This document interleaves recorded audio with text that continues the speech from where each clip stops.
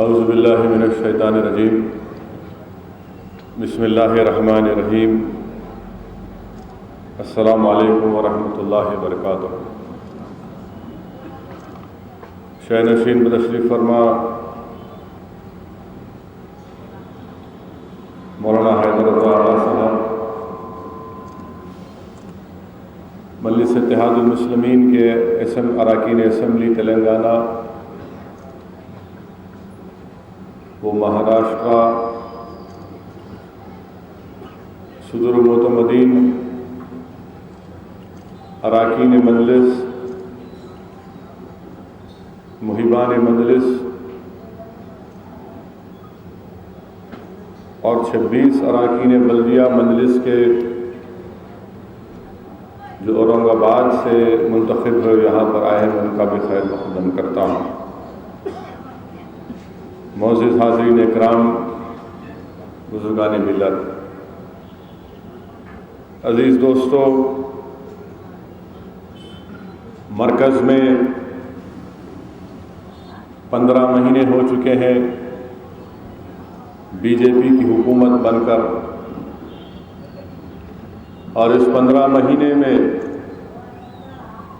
हुकूमत का रिकॉर्ड, हुकूमत के कारनामे, हुकूमत ने जो वादे किए थे उस पर कहाँ तक अमलावरी हुई, ये तमाम आपके सामने है। इलेक्शन से पहले मौजूदा वज़ीर आज़म ने अपने इंतखाबी मुहिम के दौरान बहुत बुलंद बांग दावे किए थे, बहुत सी बातों का ऐलान किया था, जिनमें हिंदुस्तान की गरीब आवाम से वादा किया गया था कि हिंदुस्तान से बाहर जो ब्लैक मनी का पैसा है उसको वापस लाया जाएगा और हर हिंदुस्तानी के अकाउंट में 15 लाख रुपये जमा किए जाएंगे। वहीं पर बीजेपी की तरफ से भी वादा किया गया था कि हिंदुस्तान की इकानमी 8-9% के तहत आगे बढ़ेगी, ग्रो होगी।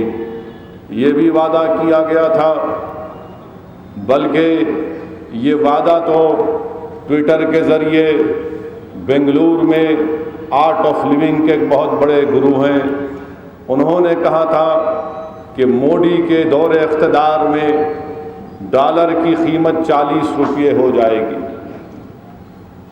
ये भी वादा किया गया था वज़ीर आज़म की तरफ से कि मेरा कोई मज़हब नहीं है, इंडिया फर्स्ट है, मेरी कोई किताब नहीं है, हिंदुस्तान का दस्तूर मेरे लिए सबसे अव्वल चीज़ है।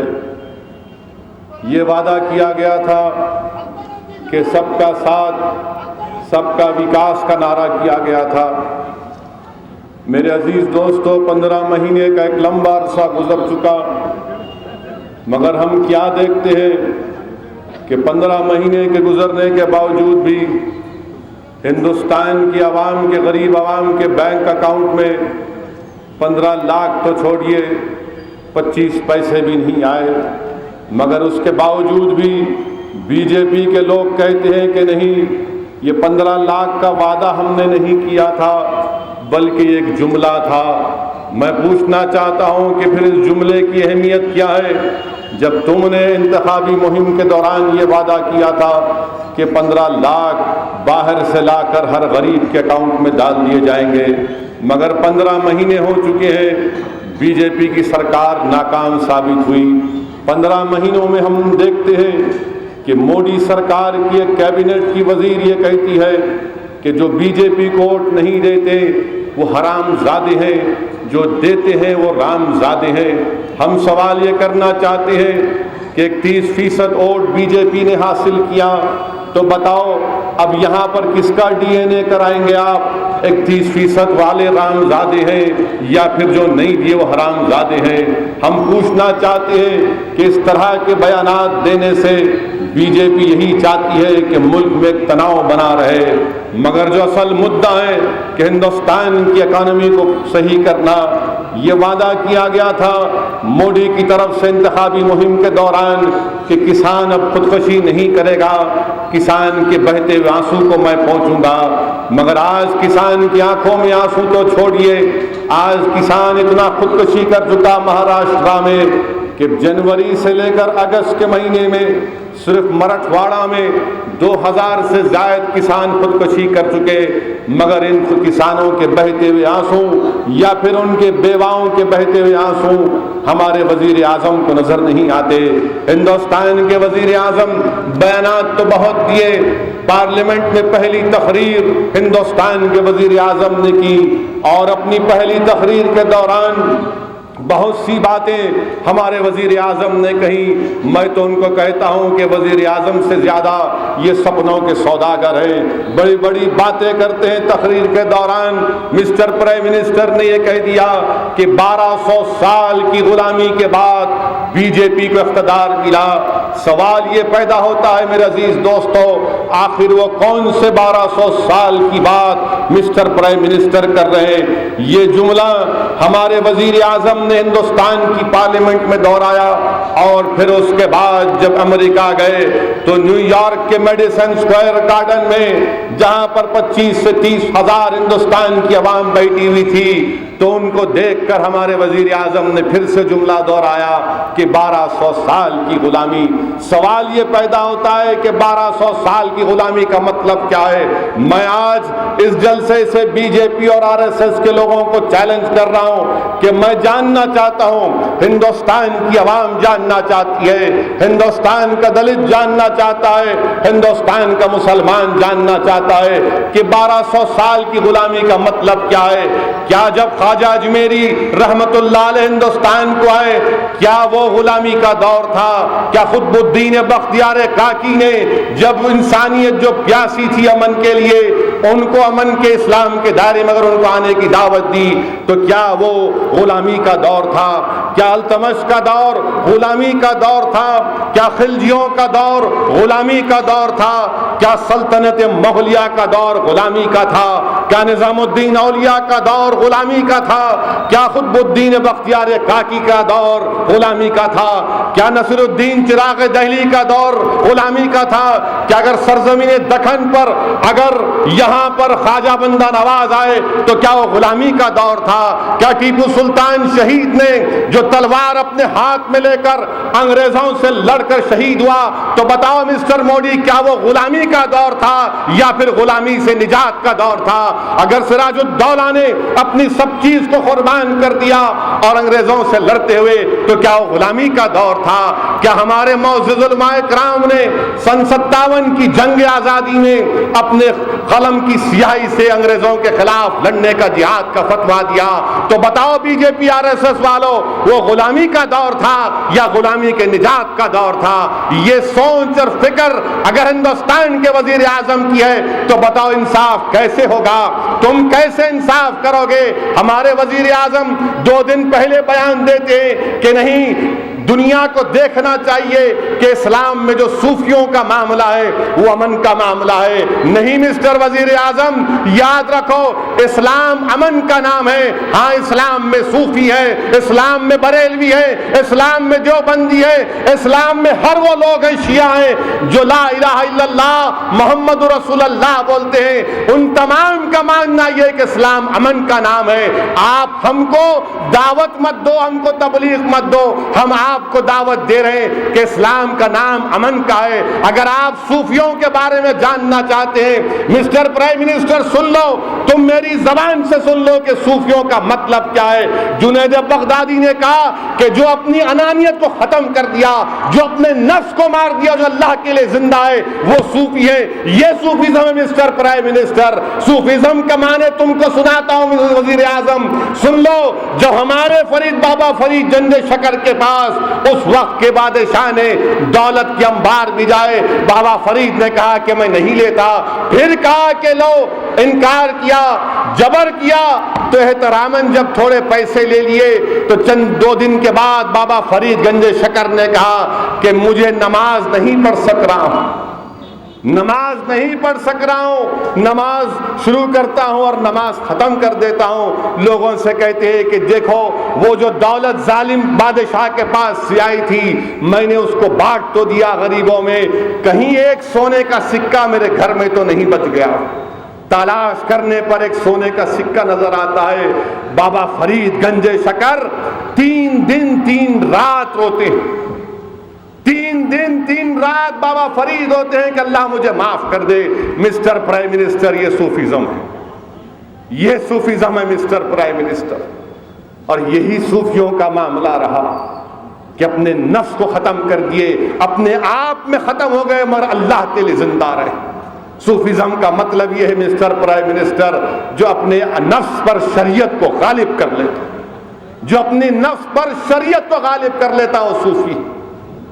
समझो मिस्टर प्राइम मिनिस्टर, आप हमको तोड़ने मत जाओ, आप हमको तोड़ने मत जाओ। इस्लाम के माने ये है, अगर आपको अचानक सूफियों से इतनी मोहब्बत पैदा हो गई तो 2006 में मिस्टर प्राइम मिनिस्टर जब आप वजीर आजम थे तो हजरत रजीउद्दीन चिश्ती रहमतुल्लाह अलैह की दरगाह को वडोदरा में आपने तोड़ दिया, जमीन दोज कर दिए थे। फायरिंग हुई वहां पर, एक इलाका था याकूतपुरा, वहां पर वडोदरा में मैं वहां पर गया और जब जिस जगह पर उस वली की दरगाह थी जिसको तोड़कर वहां पर डामर की रोड डाल दी गई, मैं वहां खड़े होकर फातिहा देना शुरू कर दिया तो पुलिस हमको घेर ली। लोगों ने पूछा ये क्या कर रहे हैं? मैंने कहा यहां पर एक अल्लाह वाले की दरगाह थी, यहां पर एक अल्लाह वाले की आखिरी निशानी थी जिसको एक जालिम हुक्मरान ने मिटा दिया। आज अचानक हमारे वजीर आजम को ख्याल आता, अचानक हमारे वजीर आजम को ख्याल आ गया। खैर ये बातें और भी होते रहेंगी मगर 15 महीने का रिकॉर्ड बड़ा अजीब है वजीर आजम का। आप अंदाजा लगाइए कि डॉलर क्या हो गया, एक डॉलर जाकर क्या 68-67 रुपीस हो गया।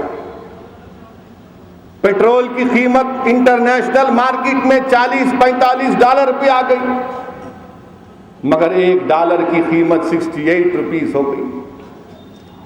बताइए मिस्टर मोदी, कौन सी इकोनॉमिक पॉलिसी आप चला रहे हैं? कौन सी इकोनॉमिक पॉलिसी चला रहे हैं? सेंसेक्स में आप पिट गए, एक ही दिन में 17 लाख करोड़ गायब हो गए। एक ही दिन में 9,000 करोड़ रुपए लोग लेकर हिंदुस्तान से चले गए इन्वेस्टर्स। आपकी पॉलिसी कौन सी है मिस्टर प्राइम मिनिस्टर? 15 महीने का आपका ये अरसा रहा और फिर आप अभी भी दावा कर रहे हैं सरहद पर हमारे सिपाही मारे जा रहे हैं, मासूम लोग मारे जा रहे हैं। कभी पाकिस्तान से बातचीत तो कभी नहीं बातचीत। ये अजीब मोहब्बत है आपको नवाज शरीफ से, कभी हाँ कभी ना, कभी जाकर हाथ मिलाएंगे तो कभी किताब पढ़ते रहेंगे, नवाज शरीफ पीछे से जाएंगे, कभी सामने जाके हाथ मिला लेंगे ऊफा में, कभी बोलेंगे बात करेंगे फिर बोलेंगे नहीं बात करेंगे। ये फॉरेन पॉलिसी है आपकी या म्यूजिकल चेयर की पॉलिसी है? बताइए मिस्टर प्राइम मिनिस्टर, क्या फॉरेन पॉलिसी है आपकी? कहां जा रहा है मुल्क? सरहद पर सिपाही मारे जा रहे हैं, मासूम लोग मारे जा रहे हैं। और फिर आपके दौरे इख्तिदार में सूफियों से आपने मुलाकात की और एक नक्शबंदी सूफी औरंगजेब के नाम से रोड को तब्दील कर दिया गया। अजीब बात है कि रोड का नाम तब्दील करके अबुल कलाम का नाम डाल दिए, साबिका सदर जमहूरिया। एक मुसलमान का नाम निकालो, दूसरे मुसलमान का नाम डाल दो। क्या दिल्ली में रोड बाकी नहीं है? क्या दिल्ली में चौराहे बड़े बड़ी रोड बाकी नहीं है जहां पर आप अबुल कलाम का नाम से मौसूम करते हो उसको? वो भारत रत्ना था, भारत रत्ना था, वो साइंटिस्ट था, मिसाइल की टेक्नोलॉजी में अपना रोल अदा किया, उसकी ये तौहीन आप करते हैं। मजलिस ने मुतालबा किया कि अगर अबुल कलाम को खराज अकीदत पेश करना है तो मुस्लिम और दलित बच्चों के लिए तमाम स्कूलों में एक साइंस की स्कॉलरशिप का ऐलान करो। ताकि मुसलमान और दलित के बच्चे साइंटिस्ट बन सके आगे बढ़कर। मगर नहीं, रोड का नाम तब्दील कर देंगे। हर एतबार से बीजेपी की हुकूमत याकूब मेमन को फांसी देती है और लोग हम पे तनकीद करते असदुद्दीन मजलिस ने क्यों बात उठाया। ये क्या हिंदुस्तान में फ्रीडम ऑफ एक्सप्रेशन नहीं है कि अगर मैं कोई बात अपनी उठाऊंगा तो क्या वो एंटी नेशनल हो जाएगा? क्या हम अपनी जबान को बंद कर लेंगे? क्या हमको इख्तियार नहीं है अपनी बात को रखने का?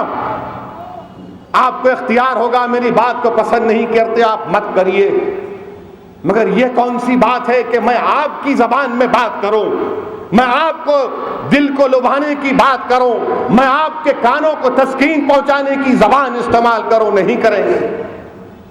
और मुझ पर तनकीद करने वालों, मैं तुमसे पूछ रहा हूं, तुम्हारी जबानें क्यों बंद थी याकूब के वक्त? क्यों बंद थी?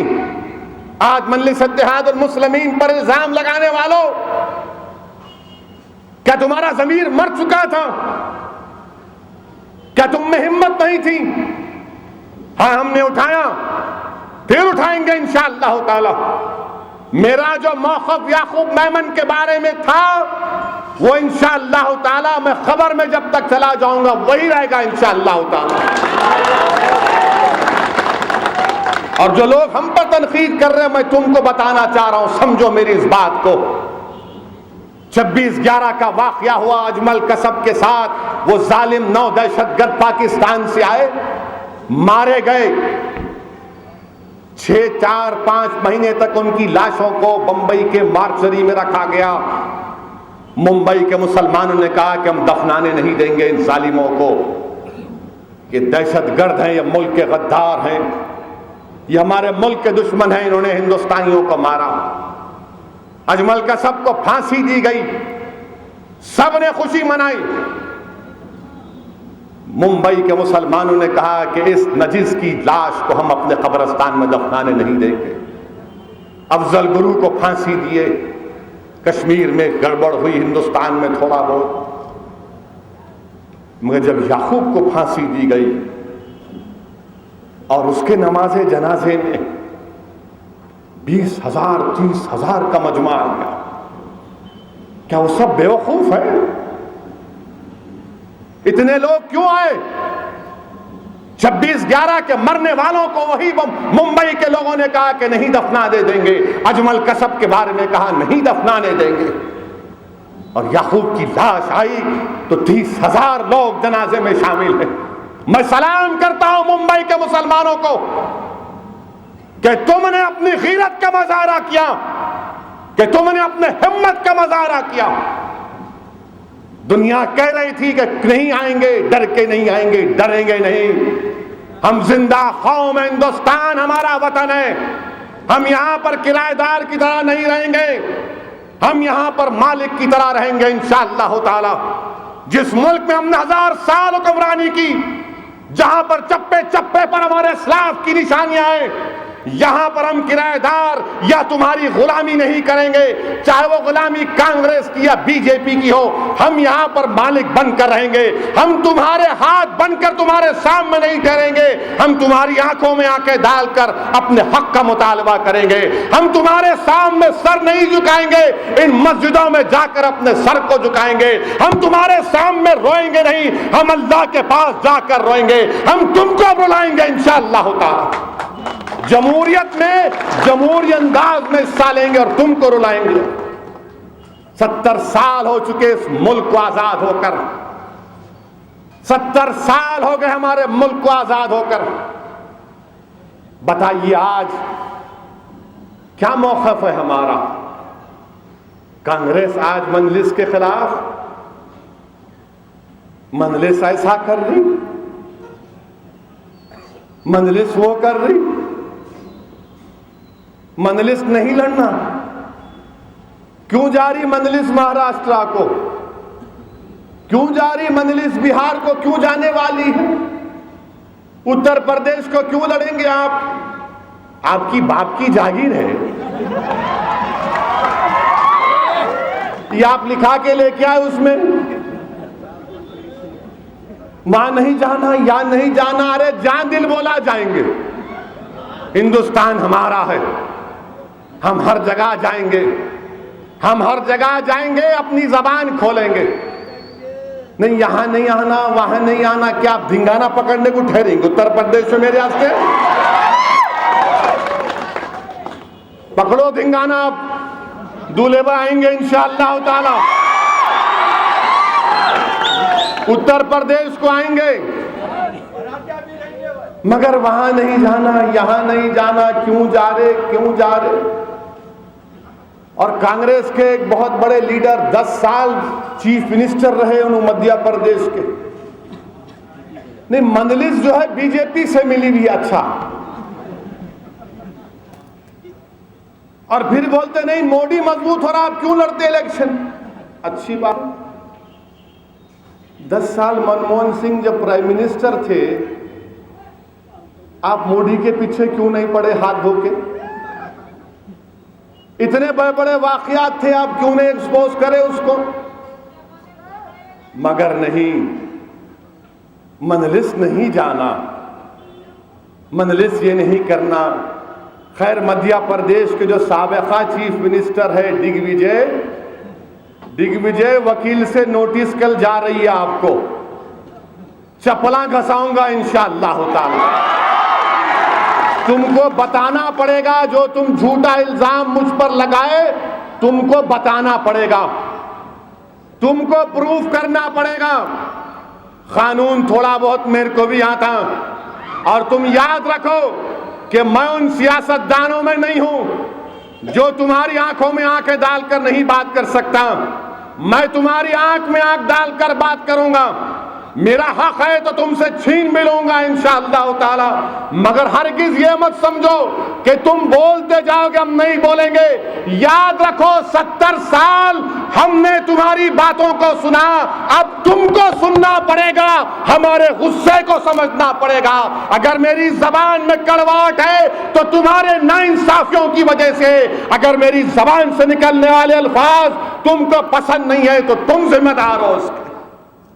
70 साल इस मुल्क को हमारे आजाद होकर हो गए। नागालैंड के मिलिटेंट से आप समझौता कर रहे हैं, अच्छी बात है, हम वेलकम करते हैं उसको, मगर मंदलिस इलेक्शन नहीं लड़ना।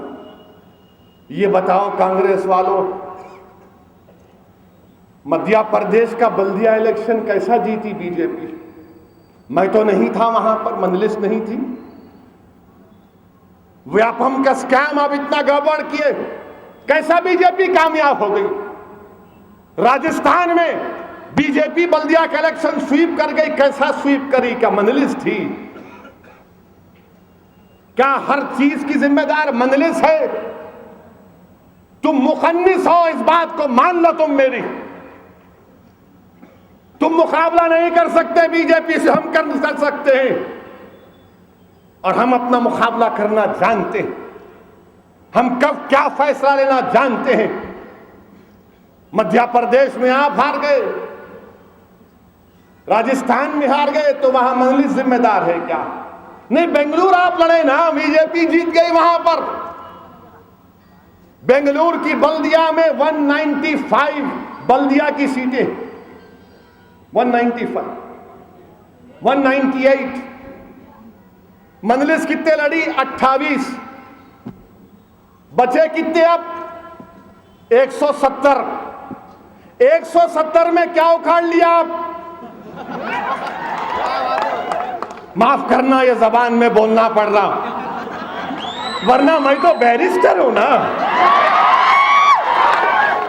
लिंकन सीन इंग्लैंड का, लॉन्डन का पढ़ा हुआ हूं। अंग्रेजी समझ में नहीं आती इसलिए बोल रहा हूं। इतने सीटों में क्या करे आप? नहीं, आप लड़े ना, अच्छा 28 लड़े, पूरे हार गए हम, अवाम का फैसला जान मानते हैं। 28 में जब मंदलिस लड़ी वहां 3 जगह बीजेपी कामयाब हुई। 25 में क्या करें आप?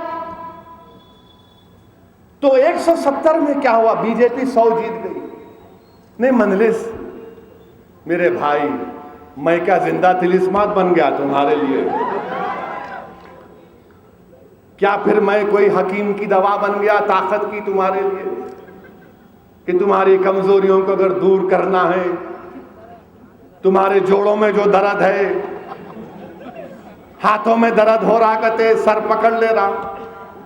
मेरे भाई, मुकाबला करना सीखो। ये बार बार किसी तुम्हारी कमजोरी को मुझ पर मत डालो। और जहां बेंगलुरु की बात आई, मैं अवाम के फैसले को मानता हूं। इलेक्शन में जीत हार होती रहती है, मगर मैं आज के जलसे में ये बात कहते हुए खुशी महसूस करता हूं कि मुझे इत्मीनान है, मुझे खुशी है, मुझे फख्र है, गुरूर के अंदाज में नहीं, तकब्बुर के अंदाज में नहीं, बल्कि फख्र इस बात का है कि मेरे मंजलिसी जो साथी हैं, जो हैदराबाद और महाराष्ट्र से जाकर बेंगलुरु में काम किए, उन पर जुल्म ढाया गया। आप अंदाजा लगा सकते हैं कि मैं एक होटल में ठहरा हुआ था, तो जाकर होटल वाले से कह दिया गया कि इनको रूम मत दो, मुझे रूम छोड़ना पड़ा। मैं एक फर्निश फ्लैट लिया किराए पे, वहां पर जाकर उन खवातीन से कह दिया गया कि इनको नहीं देना, मुझे छोड़ना पड़ा। किसी के घर में जाकर रहे, किसी के झोपड़ी में जाकर रहे, मगर वहां पर रहकर तमाम मंजलिस के अरकान ने बेबाकी के साथ और पूरे इखलास के साथ काम किया। मैं वादा कर रहा हूं इंशाअल्लाह ताला कांग्रेसियों, जब असेंबली का इलेक्शन होगा, तुम नहीं दोगे जलसे का परमिशन मेरे को। बल्दिया का इलेक्शन था तो आप परमिशन नहीं दिए। मैंने पुलिस कमिश्नर से कहा ठीक है, जलसे का नहीं देते, पदयात्रा का दो। मैं चलकर लोगों से जाकर लोगों से कहूंगा तो कहे नहीं, आप पदयात्रा नहीं करना। मंजलिस के हैदराबाद से अराकीन बल्दिया तकरीर करे, नहीं हैदराबाद का कोई इतनी तकरीर नहीं करना।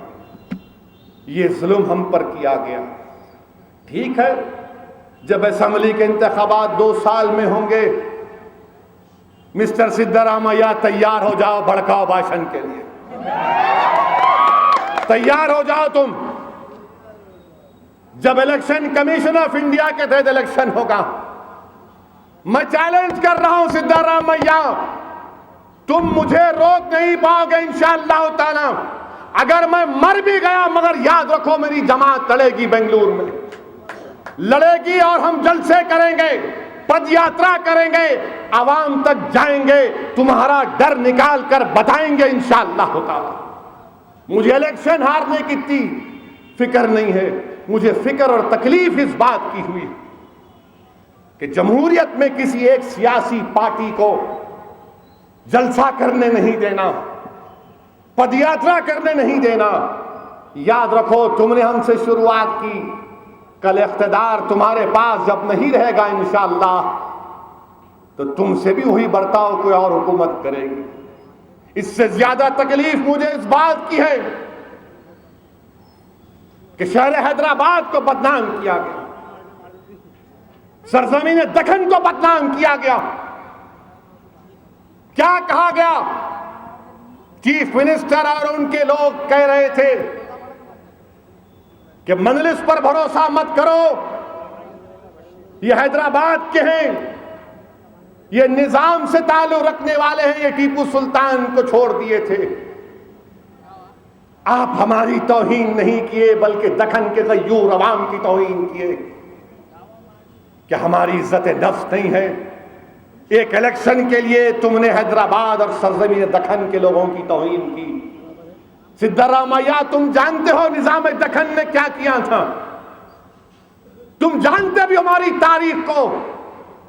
क्या तुम जानते हो कि पुलिस सेक्शन में क्या हुआ था? सिद्धरामैया, पुलिस सेक्शन में पंडित सुंदर लाल की रिपोर्ट, जिसका जिक्र अब्दुल गफूर नूरानी ने अपनी किताब डिस्ट्रक्शन ऑफ हैदराबाद में सफ़े नंबर 190 पर किया, जिसमें लिखा गया, पंडित सुंदर लाल ने कहा कि सरजमीन दखन पर 50,000 मुसलमानों का कत्लेआम हुआ।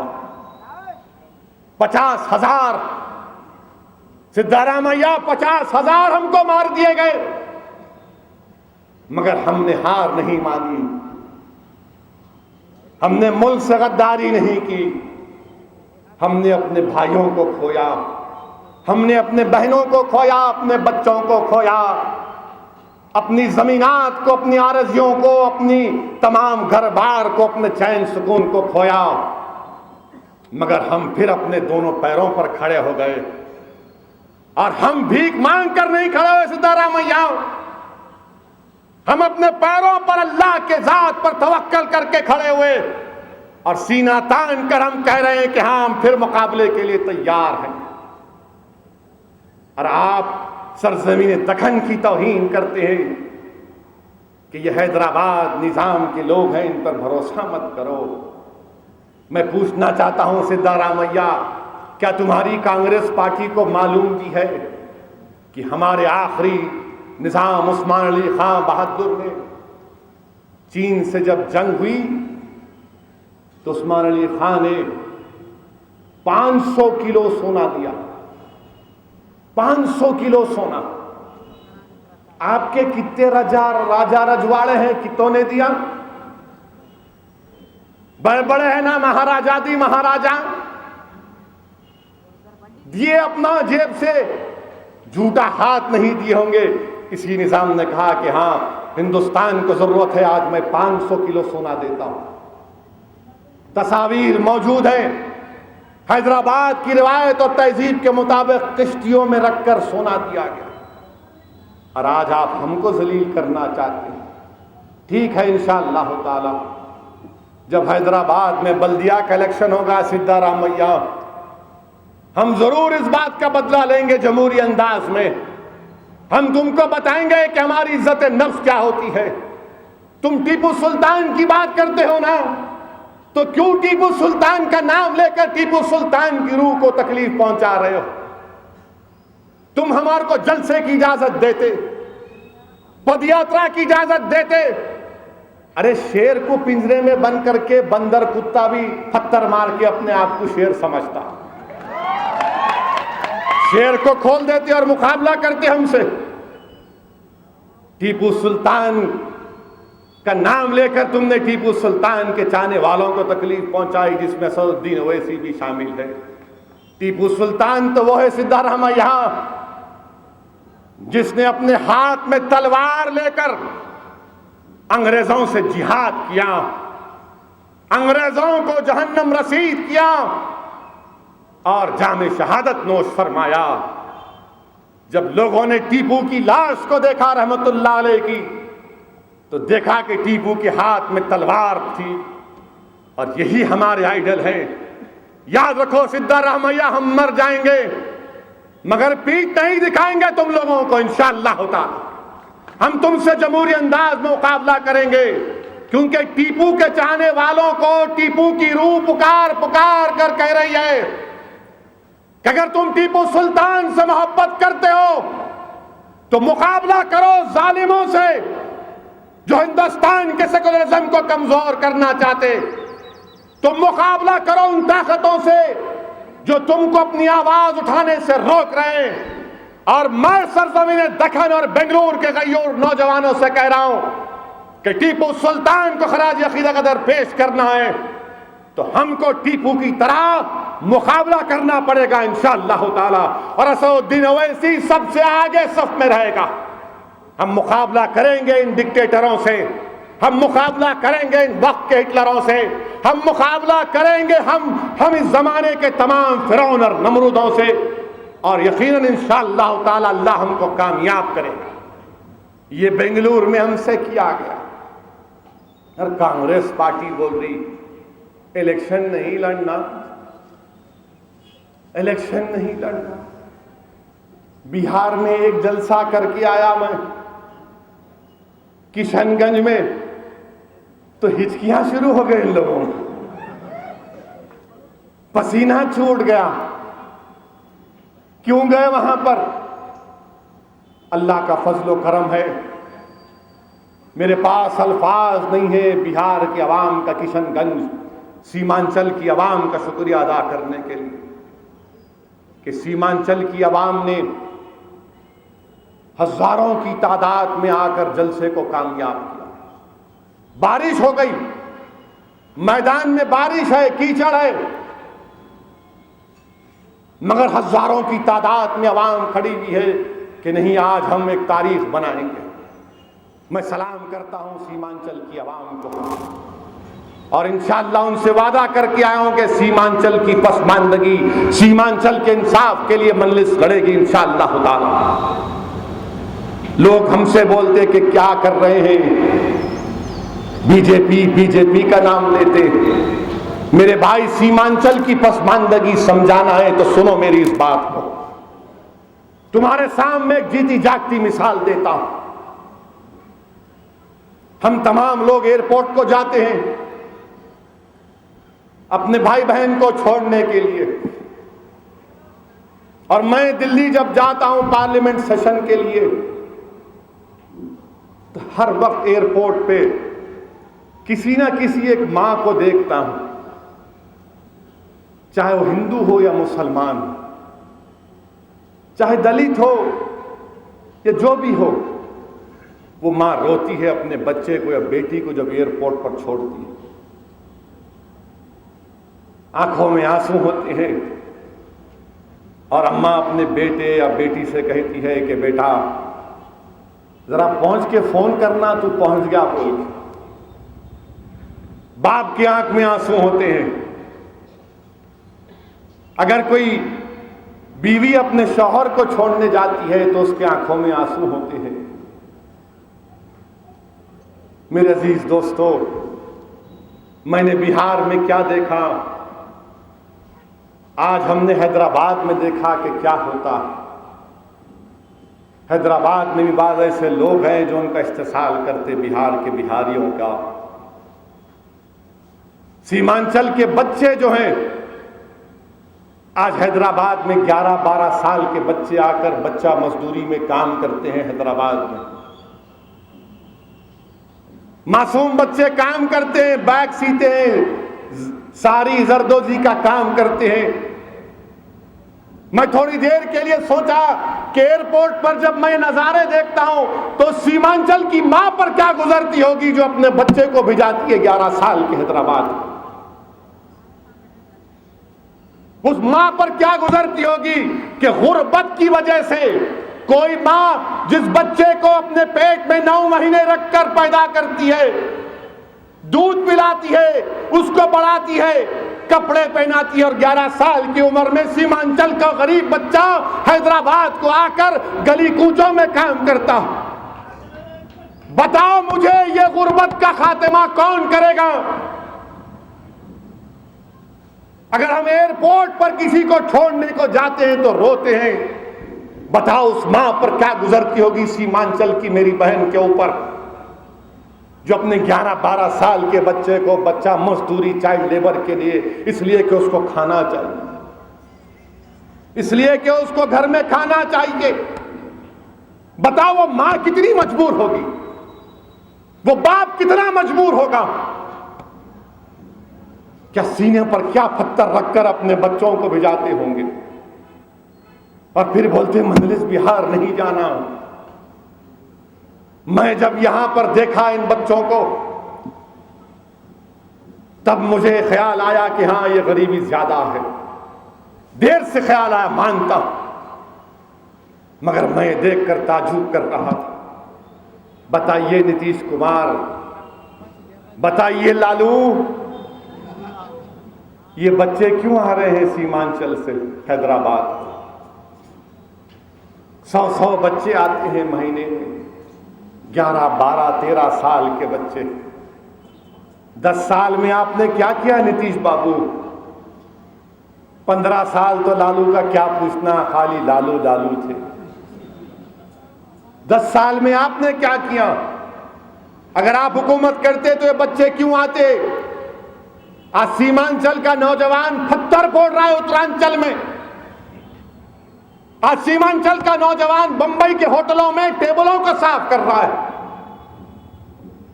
और आप बोलते मजलिस नहीं आना। बिहार में 17% मुसलमानों की आबादी, अक़लियतों का कितना बजट है? 200-300 करोड़ रुपये। तेलंगाना में अक़लियतों की आबादी करीब 14-15% और बजट मिलता है 1300 करोड़ रुपये। वाह रे लालू, वाह रे नीतीश, तुम्हारी मोहब्बत, क्या ये आपकी मोहब्बत है? ठीक है, मैं सबसे बड़ा फिरका परस्त हूं, दुनिया के तमाम बुराइयां मुझ में है, मिस्टर नीतीश कुमार, लालू, कांग्रेस। अरे बताओ तुमने क्या किया फिर? ये आपका सेकुलरिज्म है, ये आपका इंसाफ है? आप कुछ नहीं कर सकते, मगर मजलिस इत्तेहादुल मुस्लिमीन पर तंज करना कि मजलिस ऐसा क्यों कर रही है, मजलिस वो क्यों कर रही है। मेरे अजीज दोस्तों, आज याकूब मेमन के नाम पर कांग्रेस मुंह नहीं खोली। महाराष्ट्र में 3 मुस्लिम या 4 कितने थे लेटर जो लिखे एमएलए कांग्रेस के, लेटर लिखे 5, किसको लिखे? सदर जमहूरिया को, इनको नको दो आप फांसी। दूसरे दिन पार्टी कांग्रेस बोली हमारा ताल्लुक ही नहीं है उनसे, हमारा ताल्लुक ही नहीं है उनसे। क्या यह आपकी पॉलिसी है? क्यों नहीं बोले याकूब के बारे में? क्या ओपिनियन है आपका, बताइए याकूब के बारे में। औरंगाबाद में इलेक्शन लड़े तो बहुत नारे मारे, औरंगाबाद में नहीं, औरंगाबाद में मजलिस नहीं जीतेगी। इम्तियाज जलील के घर पे हमला हो गया, हैदराबाद से जो मजलिस के लोग गए थे उन पर हमला हो गया, टिकटों में ऐसा हो गया, अब तो कुछ नहीं होगा। औरंगाबाद की आवाम ने कहा ठीक है प्यारे, तुमको बताएंगे वोट डाल के। मैं शुक्रगुजार हूं औरंगाबाद की आवाम का कि ऐसा पैगाम किए कि इनकी बुनियादें हिल गई। 26 अराकीन बल्दिया हमारे कामयाब हो गए।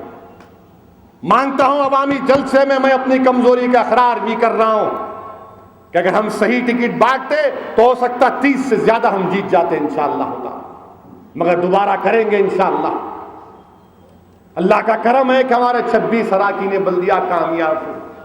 मजलिस फिरका परस्त, हमारे 5 दलित उम्मीदवार कामयाब हुए, और कैसे टफ मुकाबले में कामयाब हुए। इम्तियाज जलील का जहां घर था, कौन सी गेट है वो? भटकल गेट।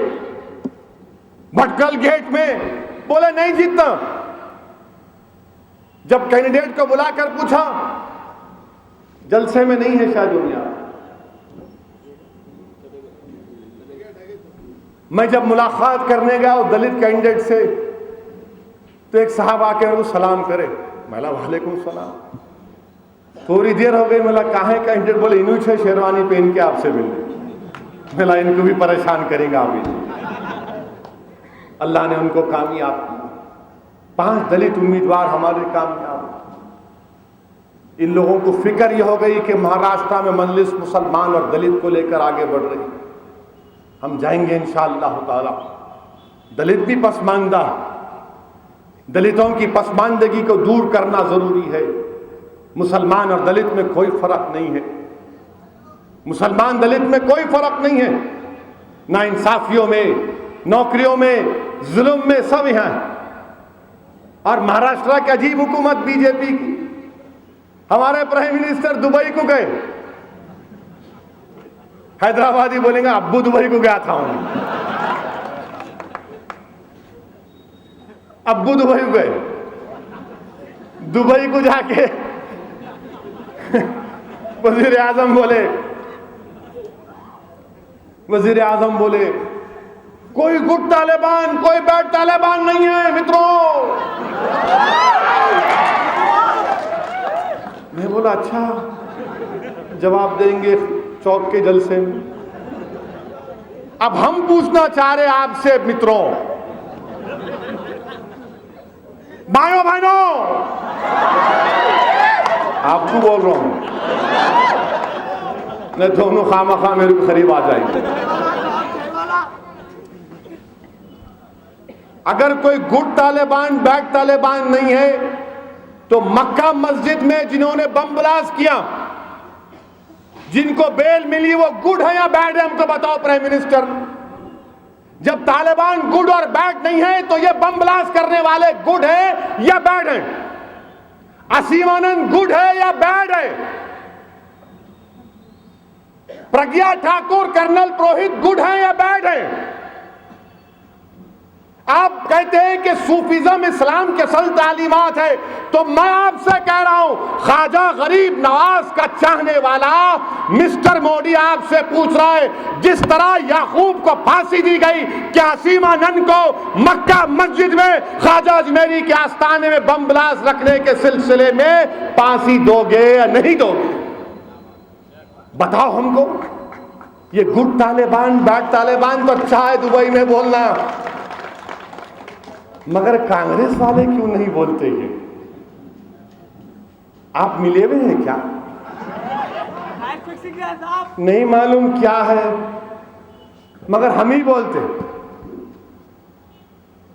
हैदराबाद से भी एक आदमी शहीद हुआ था, याद रखो। जब ख्वाजा अजमेरी के आस्थाने में बम ब्लास्ट हुआ तो हकीम पेट का रहने वाला था, टोली चौकी का रहने वाला था, जिसने अपना सब चीज छोड़कर बोला कि मैं ख्वाजा के पास रहूंगा। रोजे की हालत में थे, 3 लोग शहीद हो गए। हम आपसे पूछना चाह रहे हैं, आप सूफीज्म के बारे में एक्सपर्ट हो गए आजकल प्राइम मिनिस्टर। ख्वाजा अजमेरी के आस्थाने में बम ब्लास्ट करने वालों को मिलेगा नहीं मिलेगा इंसाफ? मक्का मस्जिद में जिन लोगों को शहीद किया गया, क्या उन खातियों के खिलाफ आप बेल मिली तो अपील नहीं करते? मैं सवाल डाला लोकसभा में, मेरे सवाल का जवाब आया, मिस्टर मोदी आपकी गवर्नमेंट ने कहा कि हम नहीं करेंगे अपील। तो कैसा दुबई में जाकर आप बोलेंगे गुड तालिबान बैड तालिबान? ये गुड है या बैड है? ये समझ में नहीं आ रहा गुड और बैड, क्योंकि मेरी इंग्लिश उतनी अच्छी नहीं है, डिक्शनरी में भी नहीं मालूम अब गुड और बैड के माने क्या निकलेंगे। हर चीज पर मिस्टर मोदी, ऐसा नहीं करना। जो लोग हमारे फौजी जानों की अजीम कुर्बानी देते हैं, लड़ते हैं, आज वो लोग 1 रैंक 1 पेंशन के लिए तड़प रहे हैं, मुतालबा कर रहे हैं, मगर प्राइम मिनिस्टर बिहार जाके बोले 50,000 होना, इतने होना, इतने होना। ऐसा दिख रहा था वो हमारे हाई कोर्ट के पास हराजुदा। देखो आप, अरे उन लोगों को, 2 भाई सिपाहियों को, हमारे फौजियों को, वो हिंदुस्तान की सरहदों की हिफाजत करते मिस्टर प्राइम मिनिस्टर। तो शिवसेना बोली नहीं, मुसलमानों की बहुत आबादी बढ़ जा रही, उनको अब क्या बोले शिवसेना वाले कि अब हिंदुओं को सुसाइड बॉम्बिंग करना, बोले ना। मेरे दिल में अचानक ख्याल आया, बात तो बहुत अच्छी बोले, अग्रीड, हम तमाम तायद करते नहीं करते, तो हम तमाम की तरफ से पैगाम है शिवसेना को, आप भी जाओ अपने लोगों को बॉर्डर पे बम लगा के, क्यों हमारे सिपाही मरना, कूद जाओ बम लगा के। खाली बोल रहे, करते नहीं, और जो बोल रहे उन्होंने पहले जाना, जो लिख रहे उन्होंने पहले जाना। देखो मैं बोला, मैं लिखा, अब जा रहा हूं पप्पा से मिलने ऊपर।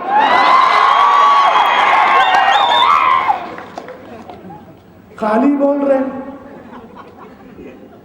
अरे क्या है भाई ये?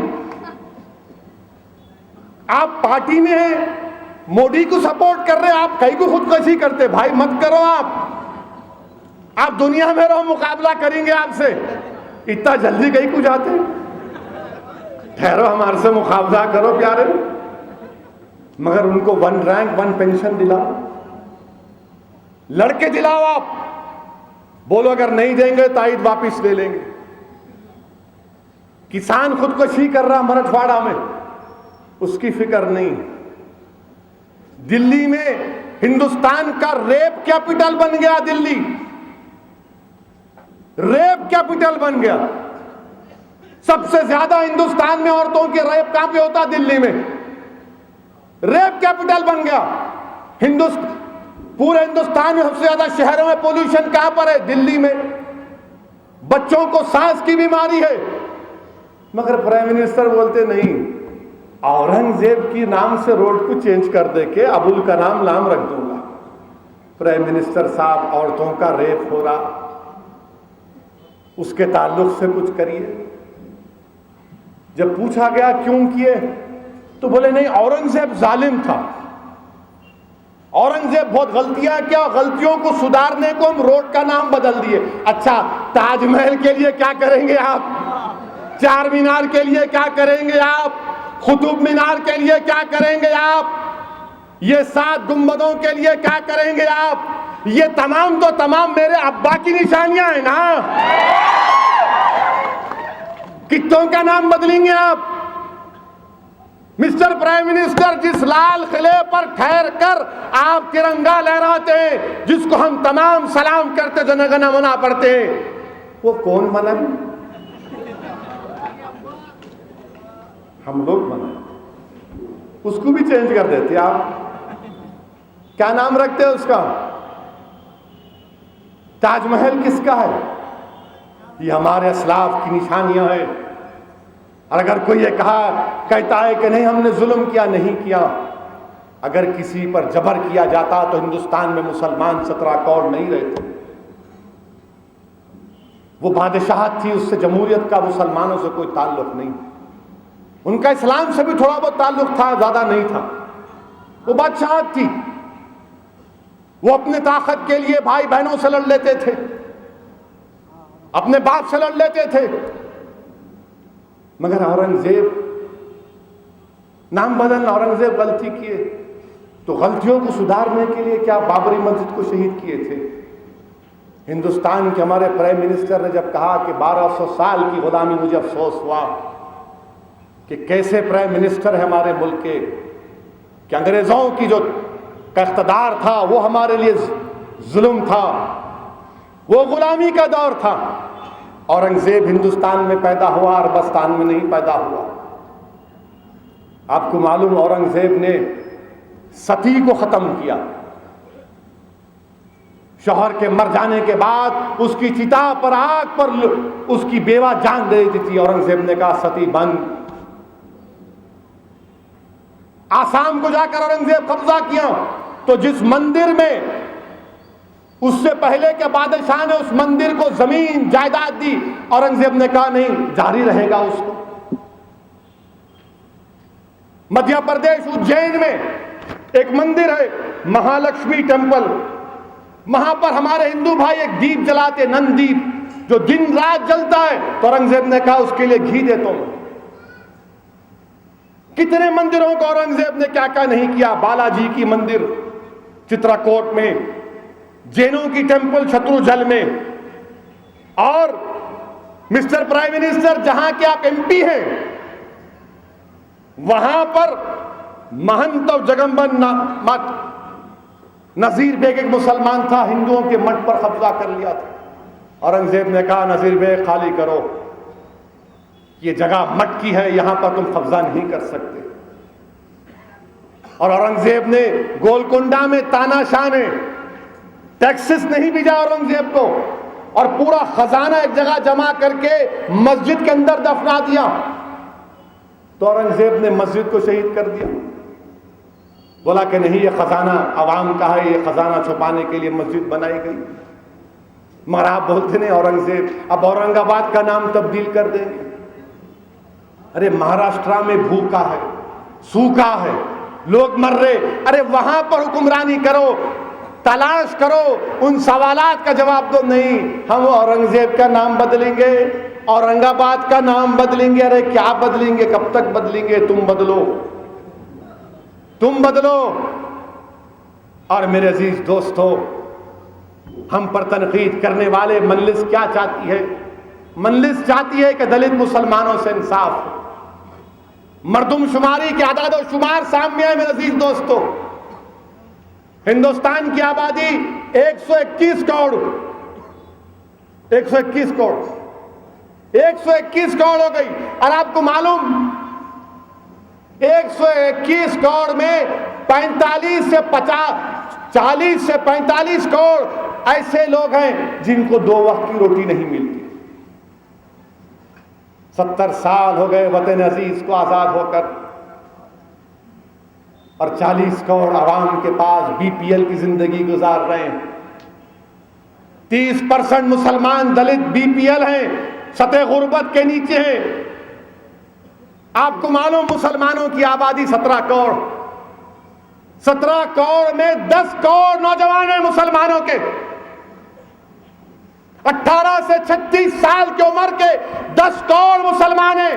मिस्टर प्राइम मिनिस्टर, ये 10 करोड़ मुसलमान तुमसे सवाल कर रहे हैं कि क्या हमको नौकरी मिलेगी 2019 तक।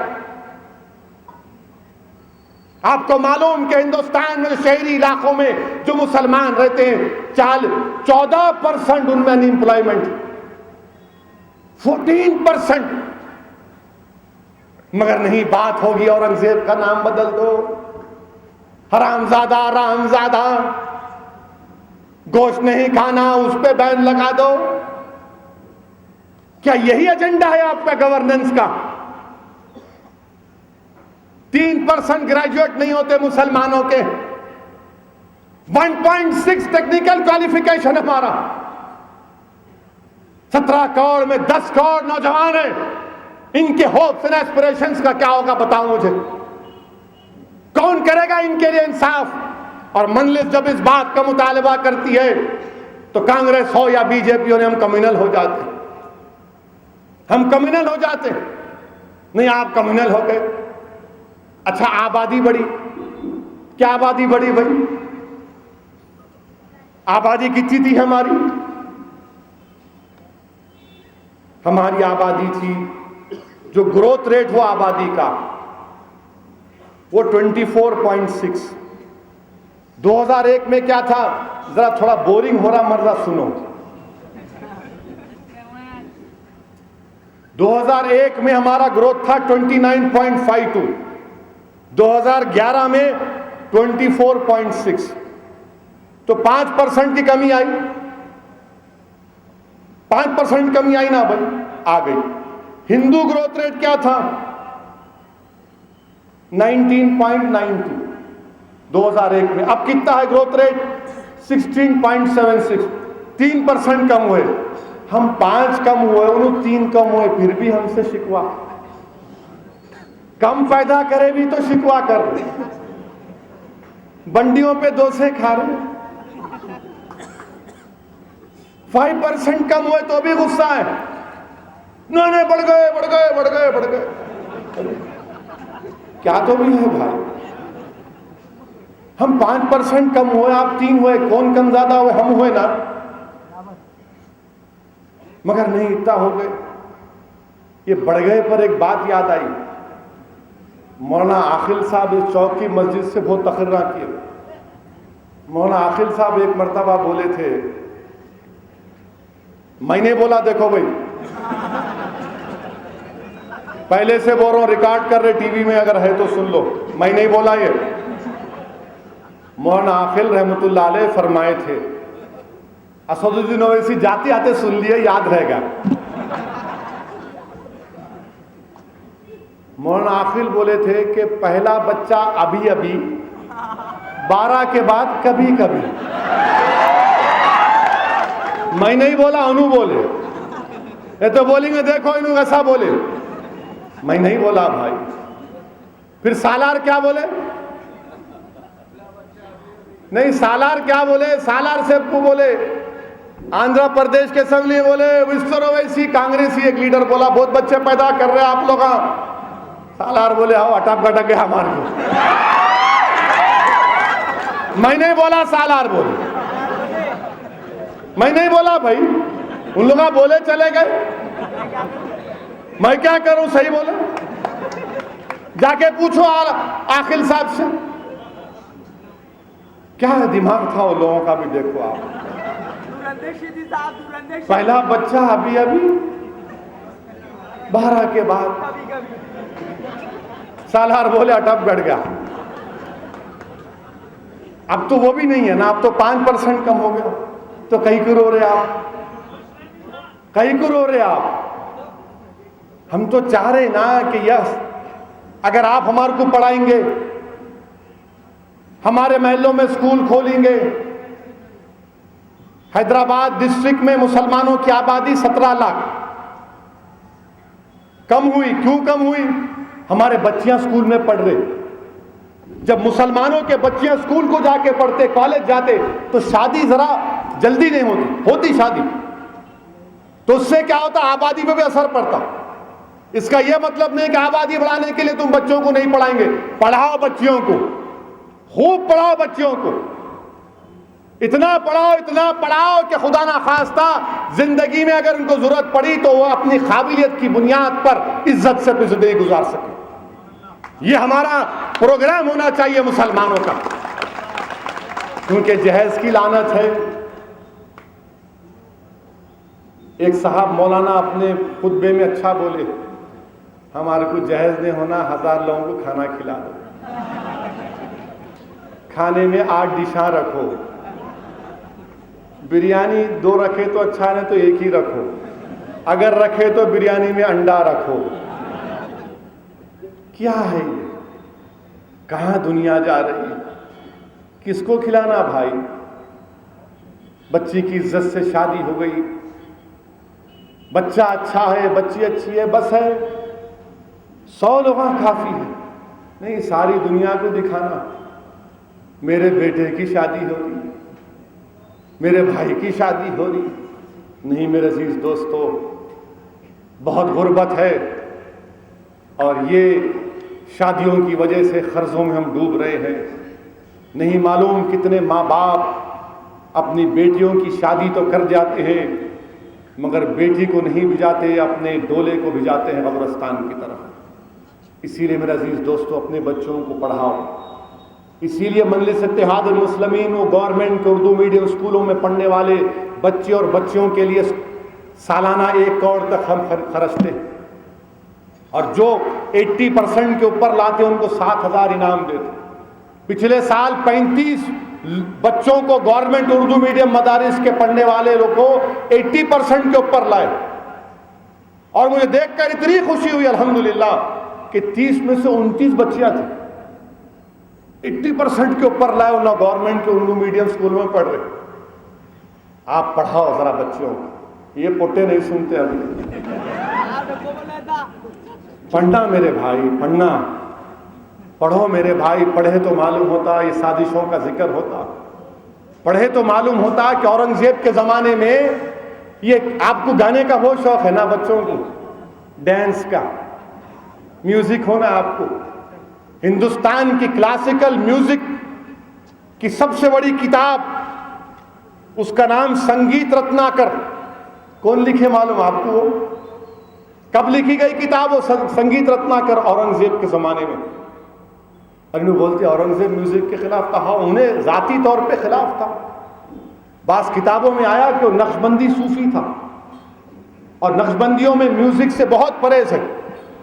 मगर औरंगजेब के दौर में, यानी इतनी बड़ी सल्तनत थी औरंगजेब की कि दुनिया की 29% आबादी सल्तनत औरंगजेब में थी। 29% आबादी। और उसके जमाने में भारत रत्नाकर, हिंदुस्तान की क्लासिकल म्यूजिक किताब लिखी गई, अहोबाला लिखी गई, हृदय कंतका लिखी गई, हृदय प्रकाशा लिखी गई। फिर औरंगजेब से क्या झगड़ा है आपका? कब? 1618, 2015? नहीं, उन्होंने ऐसा करे। अच्छा, तो औरंगजेब की तायद करे तो असदुद्दीन ओवैसी एंटी नेशनल हो जाते हैं। क्या डिबेट है? क्या मुल्क में हो रहा है कि नहीं आप हमारी बात पे चलना? नहीं चलेंगे तुम्हारी बात पे, नहीं तुम नहीं बोलना, नहीं हम बोलेंगे। याकूब के बारे में नहीं बोलना, बोलेंगे। औरंगजेब के बारे में नहीं बोलना, बोलेंगे। असीम आनंद के बारे में नहीं बोलना, बोलेंगे। सबके बारे में हम बोलेंगे।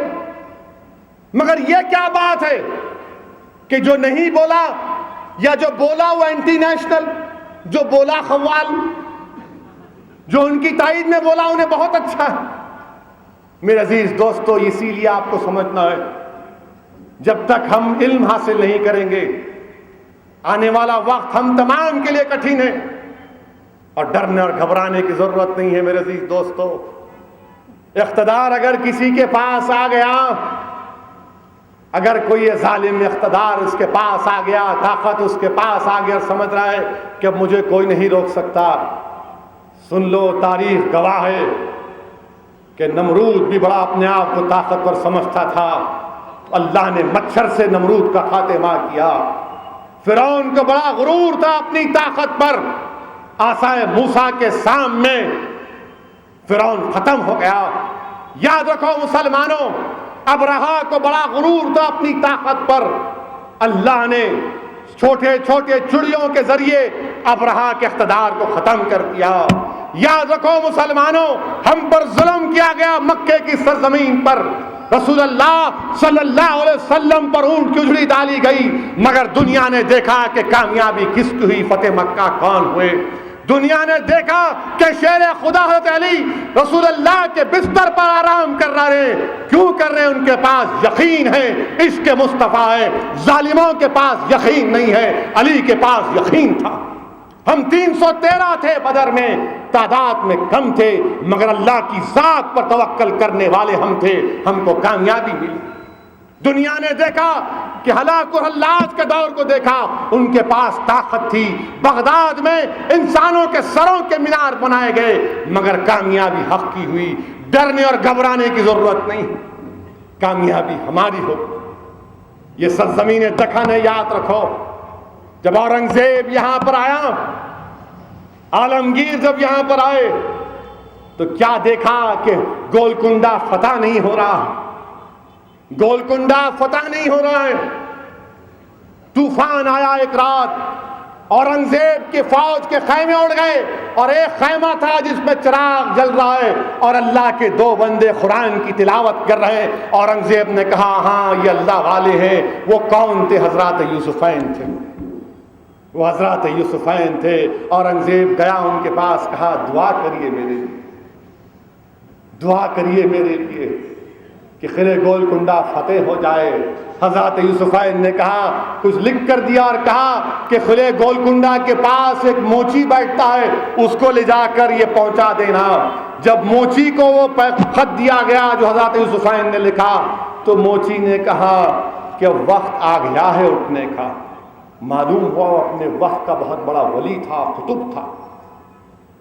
वो अपने वक्त का बहुत बड़ा वली और कुतुब था। हम सरजमीन दखन के रहने वाले हैं सिद्धारामैया। तूफानों में हमने चिराग जलाया, पुलिस एक्शन के बाद हमने चिराग जलाया। हम फातेह दखन की निस्बत हमारे साथ है, अल्लाह हमारे साथ है इंशाअल्लाह ताला। हमारी लड़ाई जमहूरी अंदाज की लड़ाई है। हम किसी मजहब के खिलाफ न थे, न कभी रहेंगे, खुदा ना खास्ता। हमारी लड़ाई फिरका परस्तों के खिलाफ है, हमारी लड़ाई मौका परस्तियों के खिलाफ है। कि हम 8 साल कांग्रेस के साथ थे तो अच्छे थे, छोड़ दिए तो कम्युनल हो गए, अच्छी बात है। अब आइए घोड़ा मैदान आगे है, हम बताएंगे इंशाअल्लाह ताला जो सरजमीन दखन की तौहीन की गई सिद्धारामैया की तरफ से, उसका जवाब मिलेगा इंशाअल्लाह ताला। और हम हुकूमत तेलंगाना से भी कह रहे हैं 12% रिजर्वेशन मिलना चाहिए, मगर पूरी तरह से काम होने के बाद। ऐसा नहीं गवर्नमेंट ऑर्डर इशू कर दिए, कोई संघ परिवार वाला जाकर स्टे ला लिया उसके ऊपर। सही काम करिए, जो गलतियां माजी में हुई थी 5% और 4% में, उसको दूर किया जाए। और कर्नाटका की में जो कुछ हुआ है, हमको फिक्र करने की जरूरत नहीं। हाँ, कांग्रेस के एक बहुत बड़े लीडर बोले, क्या बोले उन्होंने, कि हम पैजामा कुर्ता की सरकार बनाएंगे। बोले ना मेरे भाई, ये पैजामा मैं भी पहना हुआ हूं, कुर्ता भी है, ऊपर से शेरवानी भी है, कई कुरों के हमारे पैजामा कुर्ता की सरकार। वेरी गुड, वेरी गुड, ठीक है।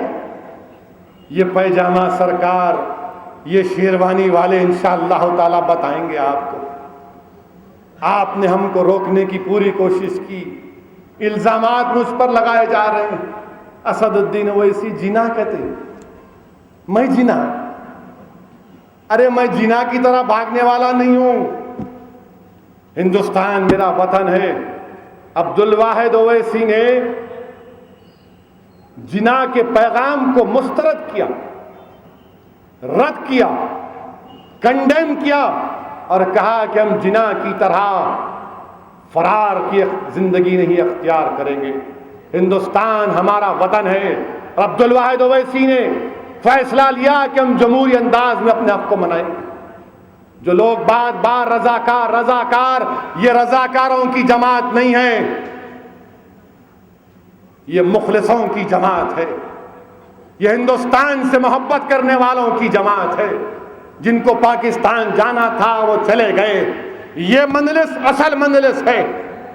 ये अब्दुल वाहिद ओवैसी और सुल्तान सलाउद्दीन ओवैसी और उनके तमाम साथियों के ख्वाबों की ताबीर की मंजलिस इत्तेहादुल मुस्लिमीन है, जिसमें दलित और मुसलमान को बराबर उनका हक मिलेगा। और हम दलित, मुसलमान और ओबीसी को साथ लेकर आगे बढ़ना चाहते हैं। मेरी आप तमाम से दरख्वास्त है कि अपनी जमात को मजबूत करिए, जमात से वाबस्ता रहिए। शुक्रिया।